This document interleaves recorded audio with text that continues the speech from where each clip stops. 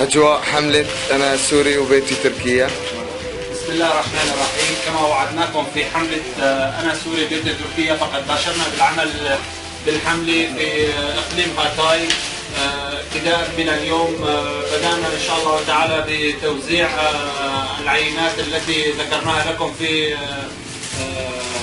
الحملة، وهي عبارة عن عبوات مغلفة تحوي على عبوة ماء وعلى حبات من التمر موضوعة في كيس ملصق عليها بوستر خاص بالحملة يحمل بطاقات تعبر عن شكر الشعب السوري للشعب التركي المضياف الذي استضاف الشعب التركي وقدم له كل الدعم وكل المعونة خلال فترة الحرب الدائرة في بلد سوريا. انطلقنا اليوم بإذن الله تعالى بالحملة من مدينة كريخان، وغدا بإذن الله تعالى سوف تكون لنا جولة في مدينة اسكندرون، على أن تليها في اليوم التالي مدينة بيلان ومدينة أنطاكيا.